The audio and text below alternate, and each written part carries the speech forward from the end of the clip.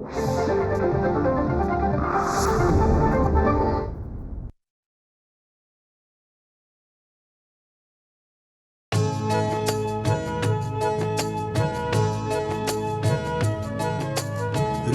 स्पंदन ठेवून नाती नूतन नित्य गुंफते ती.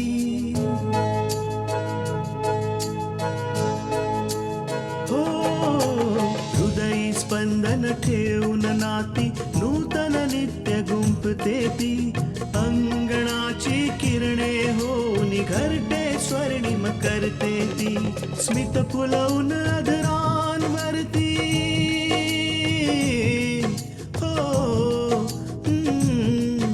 स्मित फुलवून अधरांवरती वेदनेत सुख देते ती. लेक वहिनी आई होऊन जीवन आभा होते ती. सुकन्या सुकन्या सुकन्या आमच्या कन्या. मीही प्रगतीच्या मोहापायी आंधळा झालो होतो. विचार न करता मी ते सगळं काही केलं जे मी करायला नको हवं होतं. तुला तुझ्या चुकीची जाणीव झाली हीच गोष्ट खरी मोठी आहे. आणि तेवढ्यात दादांनी मला एवढं खेचून आणलं आणि मला काय काय नाही ऐकवलं त्याने. एक शब्दही ऐकून घेतला नाही माझा. तू मला सांग, मी तुझं ऐकते ना. दादा मी तर त्याच्याबरोबर कॉफी प्यायलाही जाणार नव्हते, पण तो म्हणाला की त्याला माझ्याशी काहीतरी महत्वाचं बोलायचंय. मला तुझी काळजी आहे पूजा, म्हणूनच मी. माझी काळजी करण्याचं नाटक बंद कर आता. कदाचित तू विसरलीयस की एक दिवस असा होता तुझी किंमत या घरात फक्त नोकऱ्या एवढी होती. आणि आज आज देव जाणे तू आईवर काय जादू केलीयस की ती तुझ्या मागे मागे फिरते. म्हणूनच कदाचित तुझी हिंमत वाढलीय. बरं होईल की तू तुझ्या मर्यादेत राहणं शिकलीस तर. आणि हो, मला समजावण्याची काही गरज नाहीये की मी काय करायला हवं आणि काय नको. मला माझं चांगलं वाईट सगळं कळतं, समजलं? पूजा, मी तुला माझ्या लहान्या बहिणीसारखी मानते. मी तुला कुठलंही चुकीचं काम करताना नाही बघू शकत. नाही बघू शकत तर डोळे बंद करून घे. आणि कृपा करून माझ्या खोलीत येण्याची काही गरज नाहीये.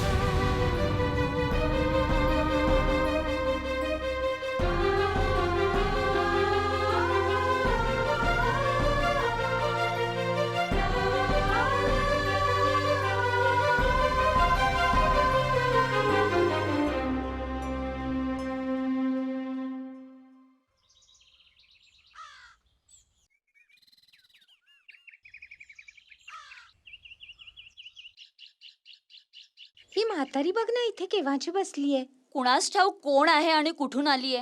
एखादी वेडी बिडी तर नाही ना? मी तुम्हाला वेडी वाटते? नाही, मी वेडी नाहीये. तुम्हाला वेडी म्हणालीस?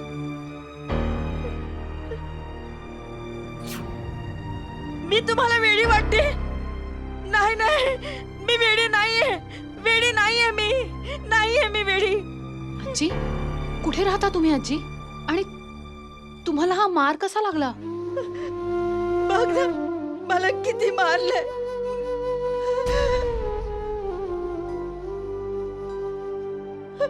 मला किती मारलंय. मला दोरीने बांधलं होतं.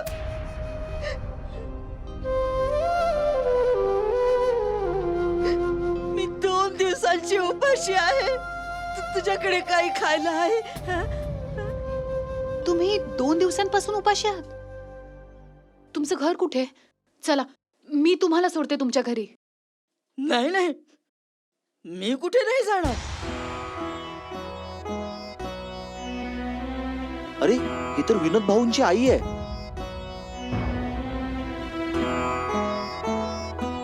आजी, ओळखलं मला? मी तुमचा शेजारी. यांचं घर माझ्या घराच्या जवळच आहे. ही खूप श्रीमंत आणि चांगली माणसं आहे.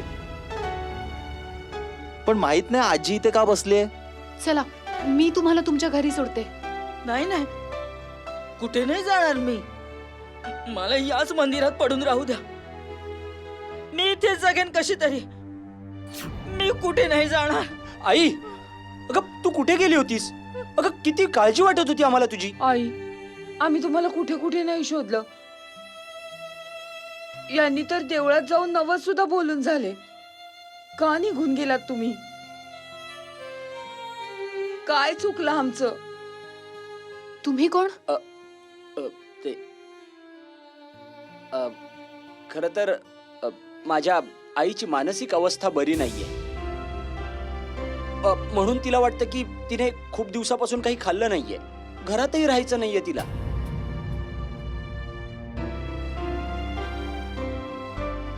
तिला तर मंदिरात राहायचंय आणि असंच बरंच काही. कित्येकदा तर हिने स्वतःलाच त्रास करून घेतलाय. आता तुम्हीच सगळे सांगा, अशा अवस्थेत आम्ही हिला असं कसं राहू देऊ शकतो? हो ना? चल आई, चल चल आई, आई, चल ना आई. चला आई, तुमच्याशिवाय पाण्याचा घोटही घेणार नाही. मला कुठेच नाही यायचं. तुम्हाला यावंच लागेल आई. चल चल आई, आई चल ये ये. उठ उठ उठ. नाही, मला नाही यायचं. मला आई, इथेच चल आई, राहायचं. आई चल घरी जाऊ. हा, चल मला नाही यायचं. आई माझं ऐक, चल घरी.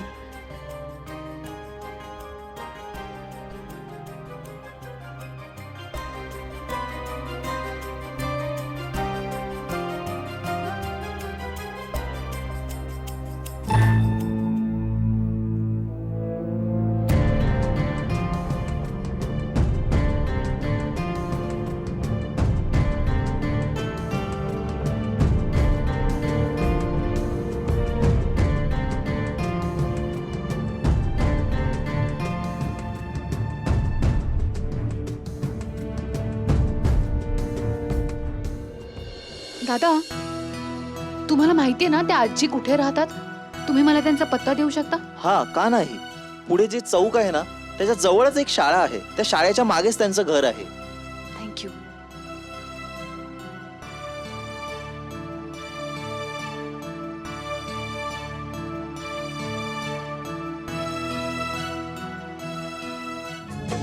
सुकन्या आमच्या कन्या.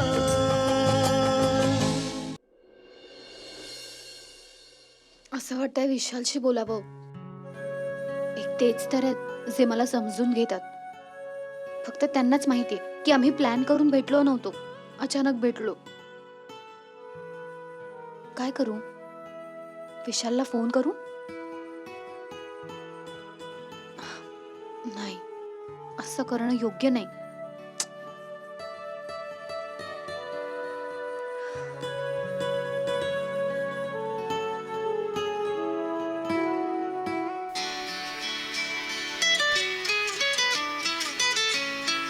विशाल,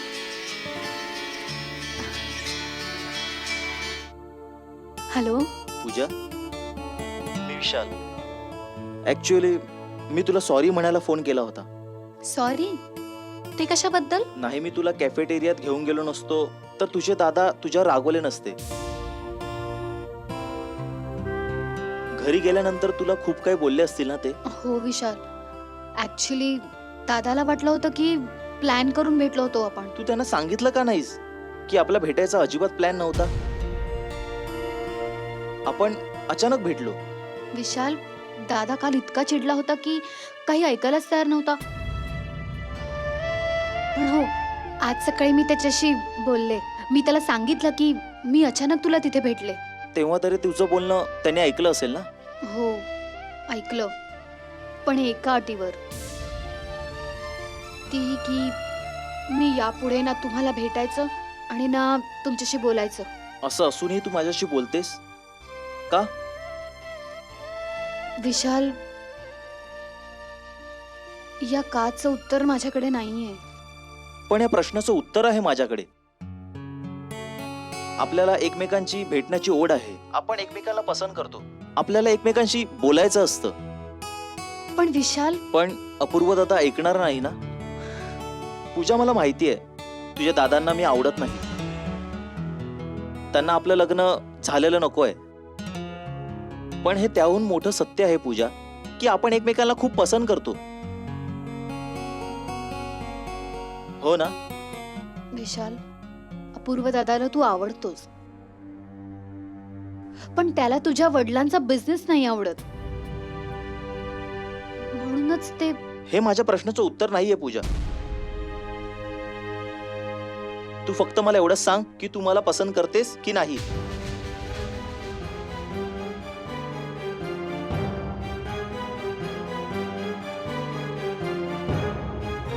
तुझ्या मूक राहण्याने मला सगळं कळलंय पूजा.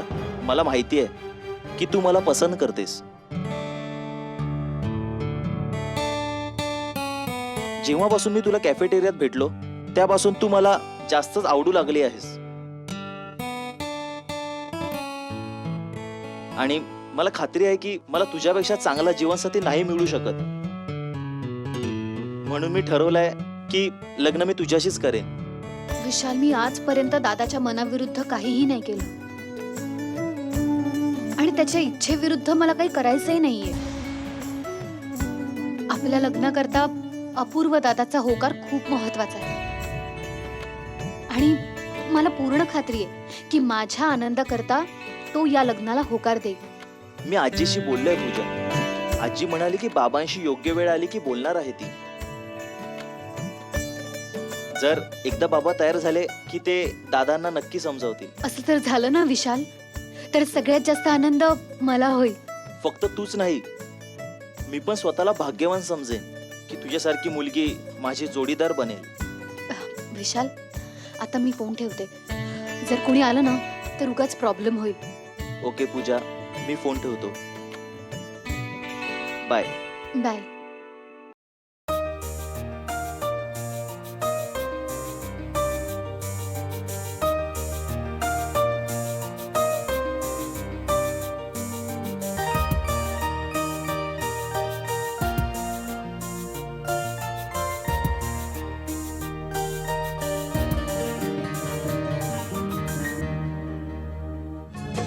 सुकन्या आमच्या कन्या.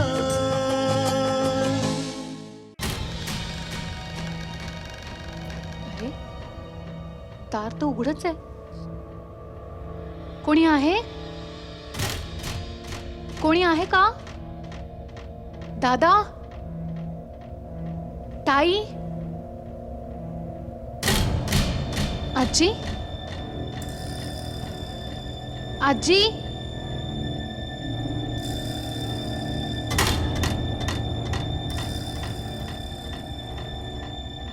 इथे तर कोणीही नाहीये.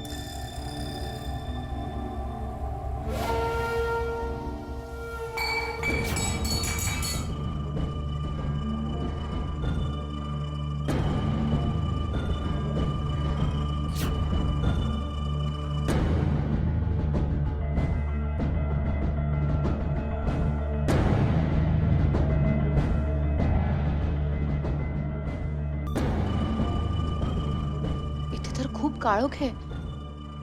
नाही, इथे कोणी कसं असणार?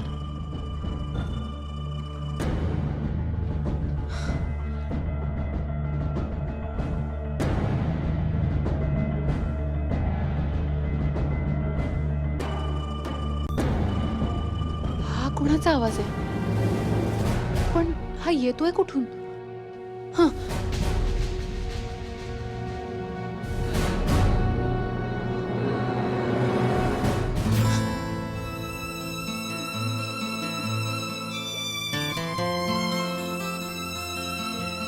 आजी, आजी,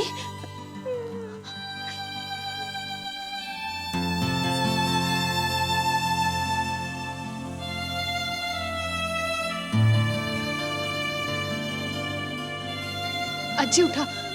सावकाश, सावकाश, सावकाश. आजी, मला माहित होतं तू नक्की येशील बेटा. तुम्हाला हे असं कोणी बांधलं आजी? आणि तुमचा मुलगा आणि सून कुठे आहेत? हे बघा, तुम्हाला आता घाबरायची काही गरज नाहीये. तुम्ही मला सांगा, तुमची ही अवस्था कोणी केली? माझी ही अवस्था त्या दोघांनीच केली. कोण जाणे देव माझा का सूड घेतोय, काही कळायला मार्ग नाही बेटा. माझा घसा मग ती कोरडा पडलाय. मला खूप तहान लागली. मला जरा पाणी देतेस का? पाणी? हो आजी, मी लगेच पाणी आणते. हं? तुम्ही घाबरू नका.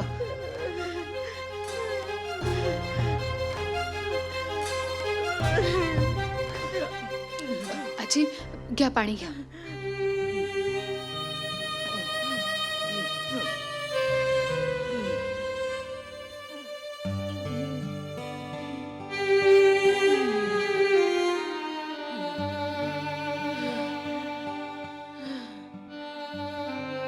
पण ते तुमच्याशी असं का वागतायत आजी?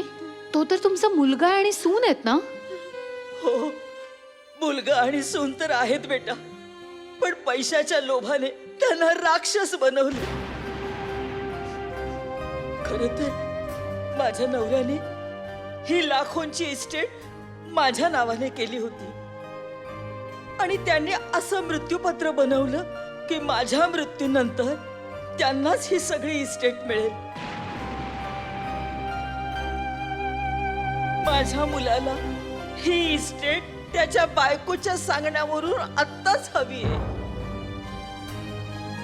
म्हणजे त्याला तो पैसा आपल्या मनाप्रमाणे उधळता येईल.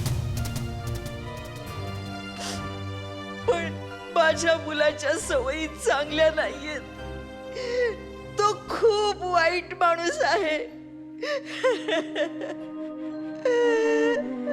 म्हणून मी त्याला पैसे द्यायला नकार दिला ग, आणि म्हणून तो मला मारतो, उपाशी ठेवतो, म्हणजे मी लवकर मरेन आणि त्याला पैसे मिळतील. पण आजी, तुम्ही आम्हाला हे तेव्हाच का नाही सांगितलं? आम्ही तुम्हाला तुमच्या मुलासोबत पाठवलंच नसतं. त्यावेळी मी काय बोलणार होते बेटा? माझी तर अवस्थाच वाईट होती. मला वेळ लागायची पाळी आली होती. मला 2 दिवस झाले खायला नाही मिळालं ग. दिवसभरात एक थेंब पाणी देखील नाही दिलं. माझ्यात एवढी ताकदच नव्हती की मी तुला माझे सगळे हाल सांगावेत, म्हणून मी तुला काहीच नाही सांगितलं. नशिबाने मला आज संधी मिळताच मी घरातून पळून आले आणि तू मला भेटलीस. तुम्ही माझ्या बरोबर चला. तुम्हाला इथे राहण्याची काहीही गरज नाहीये. चला. मला माहित होतं तू मला नक्की मदत करशील. माझी मदत तू नक्की करशील. तू देवाच्या रूपात भेटलीस मला ग. तुम्ही काळजी करू नका. मी आहे ना तुमच्या सोबत. तुमचा मुलगा आणि सून तुमचं काहीही वाकडं नाही करू शकणार. तुम्ही माझ्या बरोबर चला. चला आजी, चला आजी, सांभाळून. लवकर चल बेटा, ते लोक पुन्हा नको यायला. चल. सुकन्या आमच्या कन्या. सावकाश चाला आजी. सावकाश चालले ना तर ते पुन्हा मला घ्यायला येतील. असं काहीही नाही होणार आजी. ते बघा, समोरच पोलीस स्टेशन आहे. आपण तिकडेच जाऊन तक्रार करूया. मग बघा, सगळं काही व्यवस्थित होईल.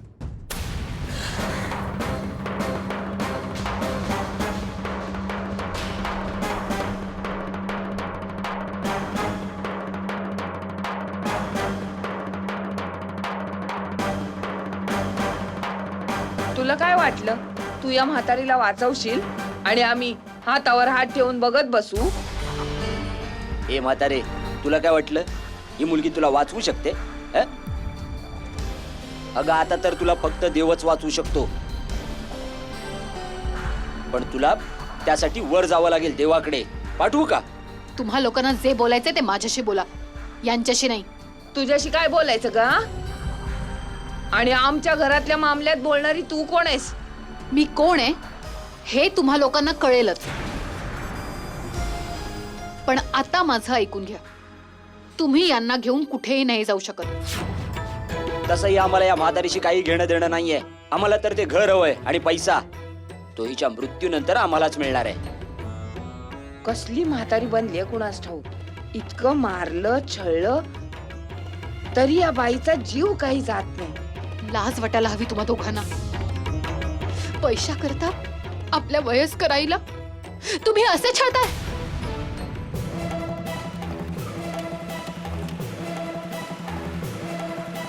अरे ज्या आईने तुम्हाला जन्म दिला, पालन पोषण केलं, त्या आईचं वय झाल्यावर तुम्ही तिला अशी वागणूक देताय.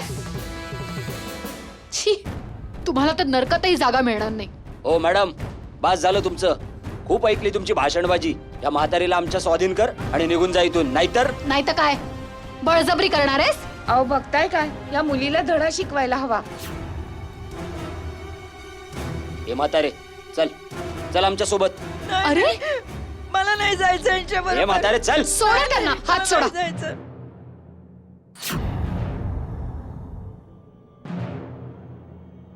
आजींचा हात सोडा.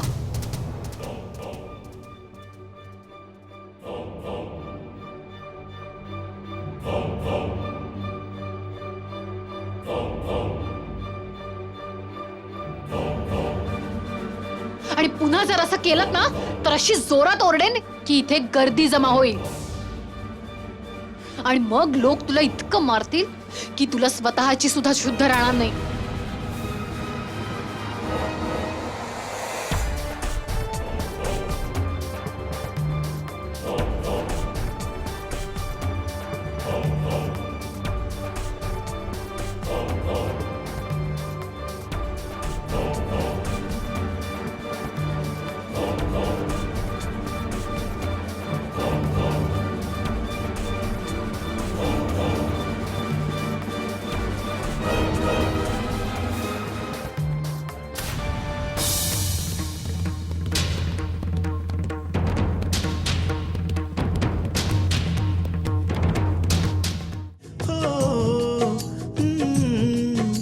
स्मित फुलवून आदरांवरती वेदनेत सुख देते ती लेक वहिनी आई होऊन जीवन आभा होते ती सुकन्या